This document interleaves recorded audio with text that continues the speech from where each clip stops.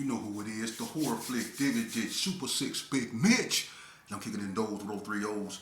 And I'm bringing 28s, 101s because we Vegas sons. It's the Chronicles. And you in the Meadowlands. Yeah, you in the Meadows, man. And you already know what made me. 530. What that mean? Oh, that boy's a desert baby. Oh, yeah. Brace yourself. Boom. Hubba-dub, scrub, 22-inch gold dana things, and big bolo yang. I could never sit on my claims. Welcome to Vegas Chronicles with the whole Super 6, Mr. Digger Ditch Big Mitch. And today, like any other day, y'all know what we do. We kick at you with factuals over here. With no additives or no preservatives. Just raw and uncut. Like what? Yeah, yes indeed. Like summer sausages and crackers. You already know. Shout out to everybody that's keeping it positive. Shout out to everybody that's keeping it real. Shout out to everybody that's staying God-fearing. Today I'm bringing y'all the second part of The Streets Owe You Nothing. For the ones that didn't see part 1, in order to understand what I'm talking about, please go back and watch the first video, because if you don't, you're probably not going to understand what I'm saying. And I'm telling you that off the bat, because I'm going to pick it up from where I left off, you know. So in order to understand what I'm saying, please go back and look at the first video, you know.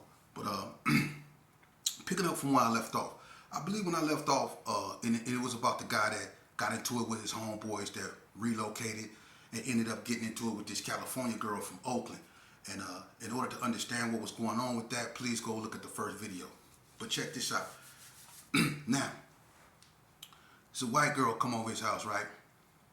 The whole time the white girl working for the Cali girl. Old streetwalker, look like she hang out in the desert with the Manson family somewhere. Short-haired, blonde-haired white girl, right? She come over there, asked to use the phone. He ain't trying to let nobody use nothing. But, you know, she said she was being beaten up, and she was trying to get away from her. Whoever was beating her up, so he begrudgingly let her use the phone, right? But as she using the phone, before she could even use it, it rang. So he get the phone back. It's the girl he got into it with from California. Now she on the phone copping pleas all of a sudden. Now all of a sudden she don't want no problems. She's sorry about pulling a pistol on him. She's sorry about threatening the older chick that used to buy the bud from him. She trying to apologize for all this different stuff. But the whole time she trying to rear him in. Now, in my last video, I told you that this female from Oakland out there, when she was out there, she was laying stuff down. So she very, when it comes to the streets, methodical, right? He thinking he from the streets too, and he eruptible from the pen. But he not knowing, yeah, you might be from the streets too, and you might be eruptible in the pen. But this is not the pen. And you've been gone from the streets a long time. So your thoughts of what's gangster then evolved into something different. And you going up against a female, right? So the white girl has to use the phone, he begrudgingly let her use it. The other girl called, copping pleas. He ain't trying to hear that. But the whole time he talking to her as she copping pleas, the white girl, I film in his apartment, trying to see what he got up in there, right? So after he let the girl talk, the Cali girl, he gave the phone back to the white girl. Here, hurry up, use it, get up out my spot, right? The white girl used the phone. She get off the phone. She said, can I use your bathroom? He like, go on, man. She used the bathroom. Hurry up. She leave. Right? About 10 minutes later, his partner, the Hispanic, David, come over there. Him and David sitting down, they chopping it up. Right? He get Dave a little bud. Dave like to smoke bud and play music and rap along to the music. He couldn't rap worth a damn. But he liked him, so he was cool, right? So David said, can I use the bathroom? So he said, man, why everybody got to use my bathroom? This ain't no gas station. So he tripping, right? Why everybody want to use my bathroom? So he go use the bathroom, right? David come out and say, hey, dog, something wrong with your sink. He like, this won't let people use my bathroom, right? So when he go up in the water, it's about to run over. He like, what happened? He said, man, I just went to wash my hands. It was already water halfway up. I thought you knew. He like, no. So he thinking automatically, this white girl did it, right? He like, okay, wait till I see her again. She ain't gonna be white no more. She gonna be black and blue. Wait till I see her again, right? This is what he thinking, right? Next thing you know, he call him the maintenance. Maintenance come up there, big fat, white heavyset dude with tattoos all on his face. Kind of look like the wrestler dude, Bam Bam Bigelow, right? So he come up there. He tell him what happened. He go in there, he look, he say, did you put something down? He like, nah. So old boy left, he came back with one of them little snake things that they normally use for the toilet, but he had one that go to the sink, right? So he in there working. David and old boy, they back in the living room, they talking. He like, man, I ain't gonna let nobody use my bathroom, man. If it ain't you or one of my family members, they can't use my bathroom no more. So as they talking, the maintenance dude say, hey man, he go up in there. He pulling long wads of hair out of old boy's sink. Like reddish brown hair.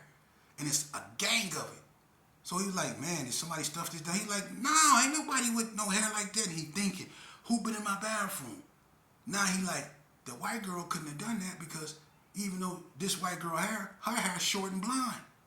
This is some long reddish brown hair. And it's long.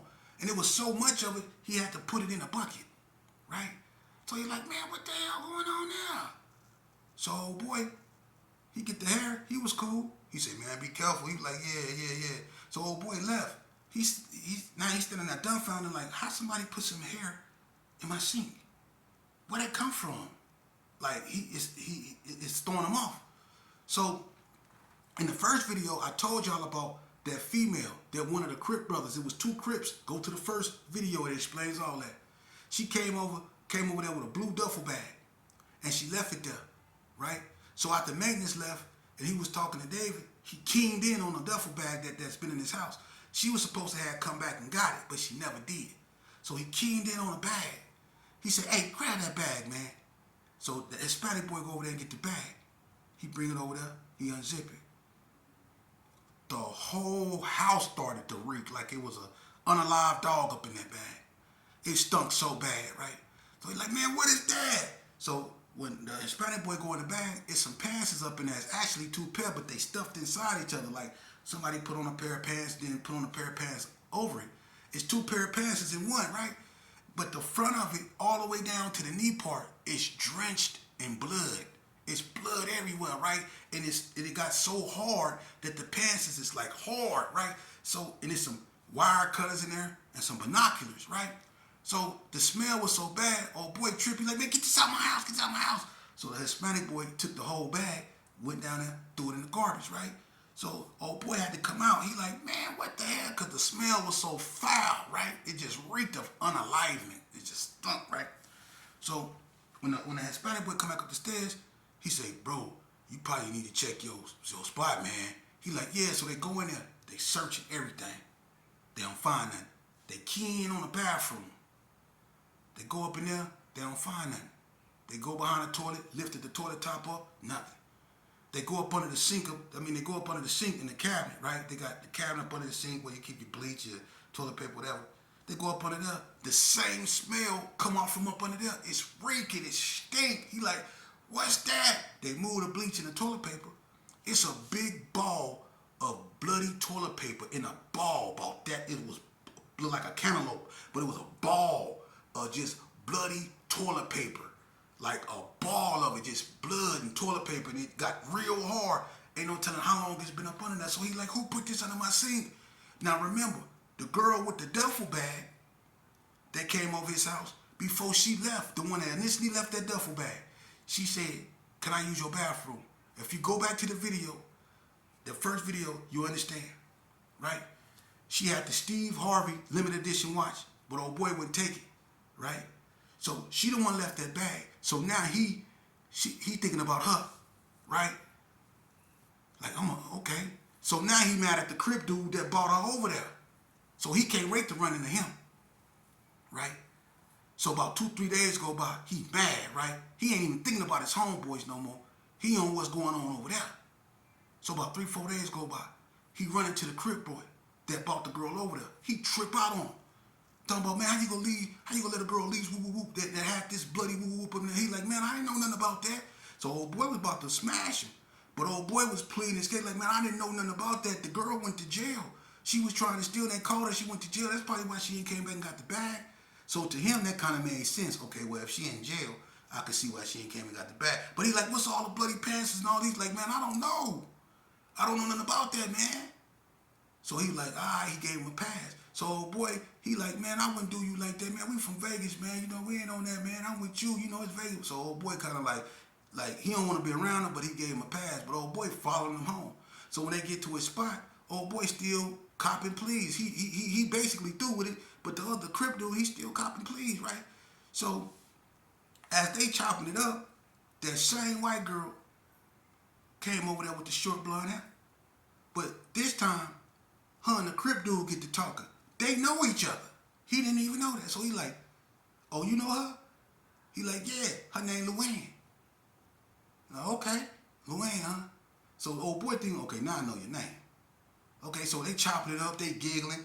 He ain't thinking nothing nefarious going on. He looking at them like, oh, y'all two smokers just know each other. Y'all probably party together or something. Because this girl right here look like she walking along a train track somewhere.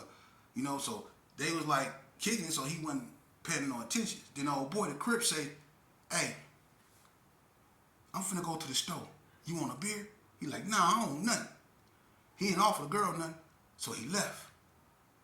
The girl said, can I use your phone? He like, man, am I the only one over here with a phone? She like, I just want to use it so I can call such and such so I can leave. I'm just trying to leave. He was like, here, hurry up. He gave her the phone again. And soon, just like before, soon as he gave her the phone, it rang. He get the phone back. It's the same Cali girl that called him the first time when he gave her the phone. But this time, she talking about she got some laundry in the laundry room and she trying to get him to go get it. And he like, nah, because it's at night. It's late at night. He like, nah, I ain't going over there. She was like, I'm not talking about the laundry room that's by the pool. I'm talking about the one that's by the office. Please go get my stuff because there be people walking down that alley. I don't want nobody to steal my stuff, please. It's the one with the black trash bag across it. The washer. The dryer. It's all the way in the back. He like, man, I'm not going to get it. She say, please, I'm at the Orleans. I'll give you $100. Please, please. And the way she was sounding, like she was desperate. So old boy being naive, you know what I mean? He like, all right, man. She like, I'm going to give you $100. So look, he tell the white girl, hurry up and use the phone. He shut his door, all that old stuff. She use it. He leave. He got this coat on, and he a big old dude. So he put his hand in his coat like he had something. He ain't had nothing, but he a big old dude, and the way he looked with his hand in his coat, just his look alone, and scared the average person. You would think this cat got something, right? Like a pistol or something. So he mobbed it, but he acting like he strapped. He ain't strapped, he fronting. But it was enough to get him where he needed to go. So when he go up in there, he ain't nobody in the washroom, right? But he being very careful. He go toward the back where she said, but he watching his back. And he got his hand in his coat. He walking, but he'll turn around with his hand in his coat, right? As he get to the back, the trash bag on top of the dryer, as she said, he open it. It's a gang of clothes in there, and they smell like they've been washed and dried. So he like, okay, she wasn't lying. So he relaxed a little bit, but he still got it. So if somebody come to that door, they got to run right into him. He gonna be facing them, right? So he putting all the clothes up in the bag. As he almost done, an old black dude come through the door with his hand in his pocket, but he was looking on the ground like he was looking for something. And old boy was like, what's happening? Old boy didn't look up. He didn't say nothing.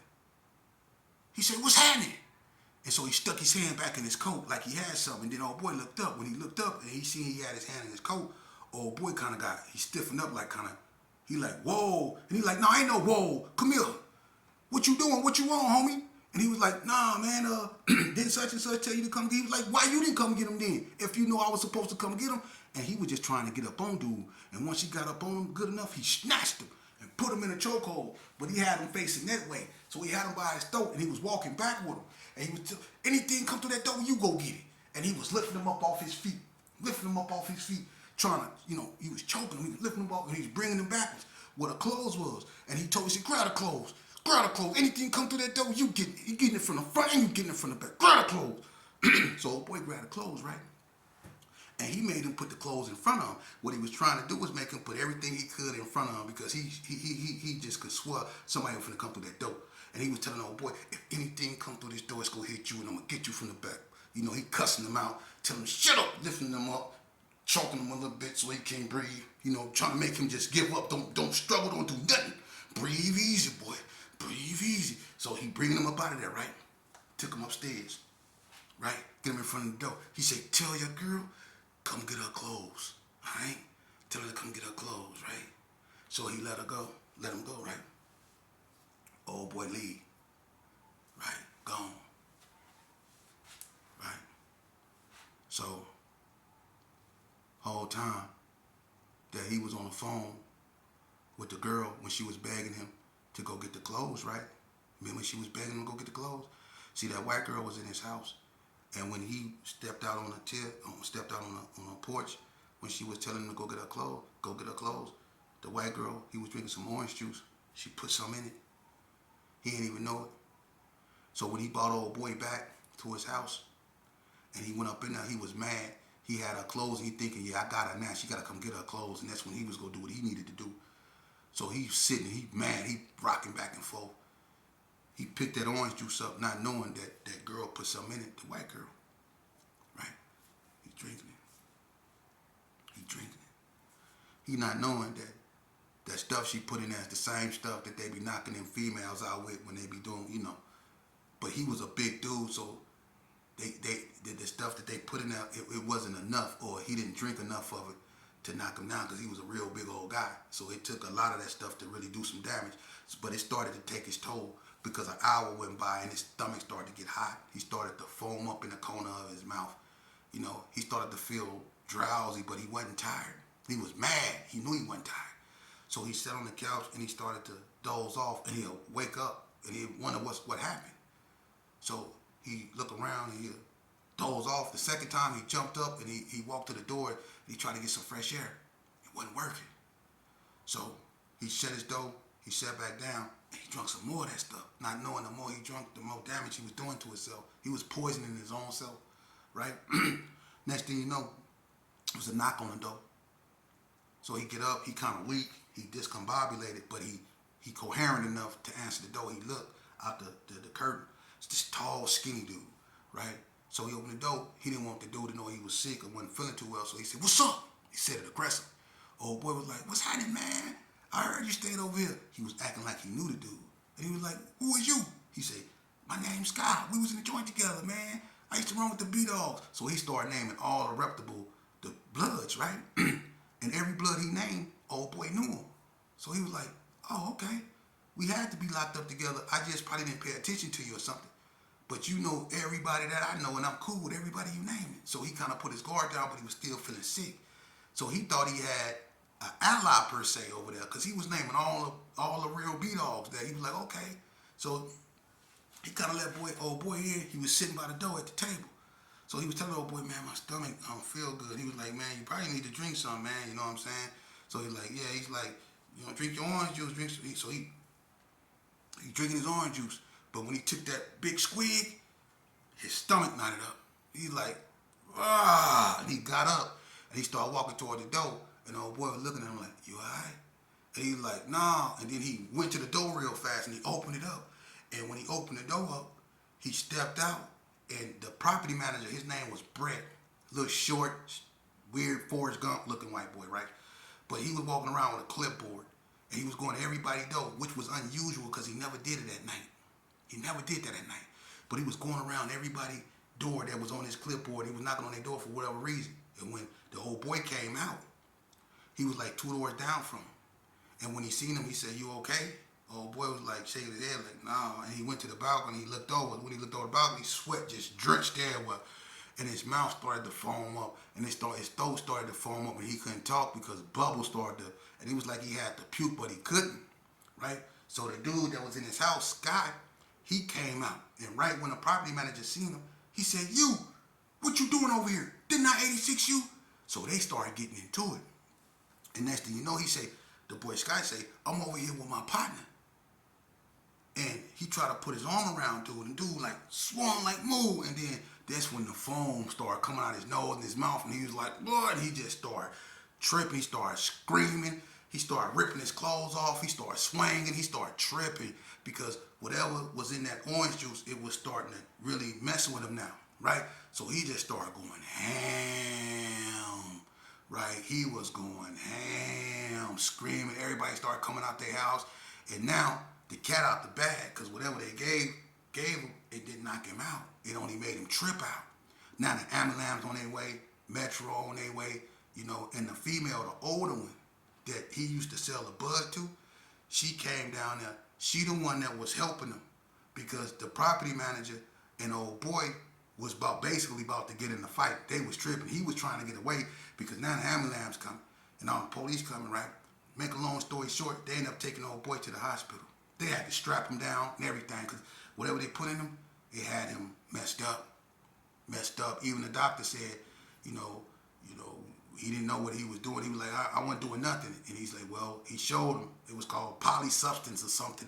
And they had all this stuff that he had in his system. He was like, man, I don't even mess with this stuff. But this is what they tried to knock him out with. Right? But check this out. Now he in the hospital. His mom in the hospital. And the only thing on his mind is get back. He knew somebody did that to him. The key in the door, the hair in the sink, the bloody toilet paper, the bloody now all of a sudden all this stuff hitting him. He like, and the only thing he can think of is that Cali girl. So he think, when I get out this hospital and I get well enough, he think, yeah, I'm gonna serve you some ice cold, very ice cold, in a hole with a black rose. You know, he on that type of stuff.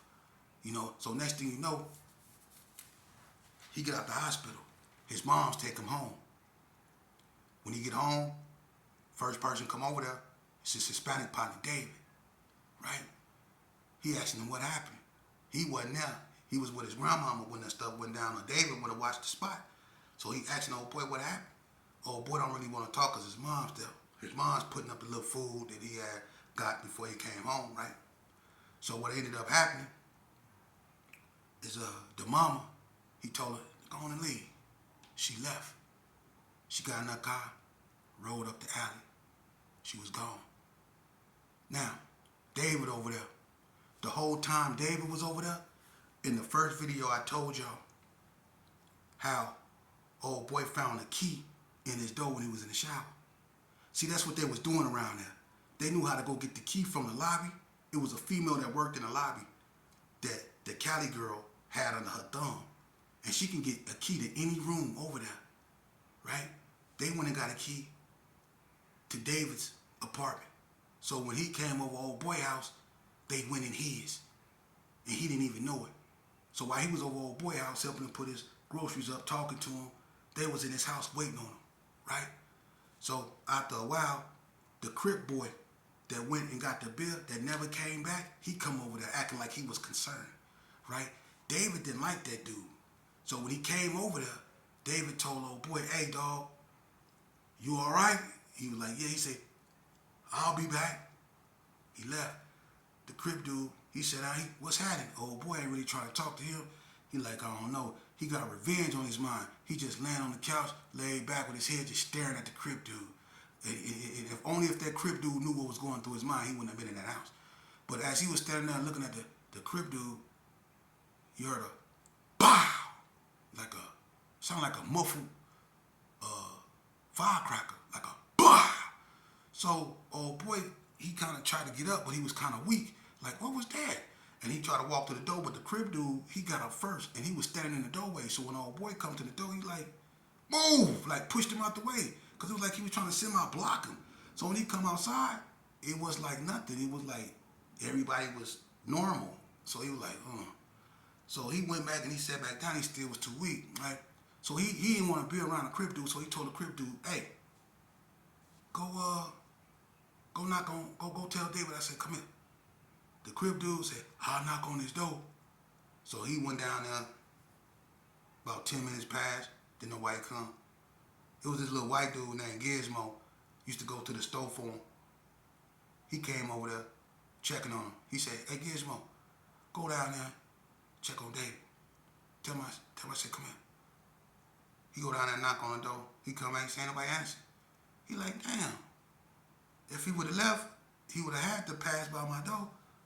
Unless he went all the way around, and he really don't never take that route. So old boy, he waited for about a good 30 minutes, and he wasn't feeling good. So he got up, and he started walking down there toward, David's house. He didn't feel good, though, so he'd take a couple steps, then he'd lean over the rail, then he'd take a couple steps, then he'd lean over the rail.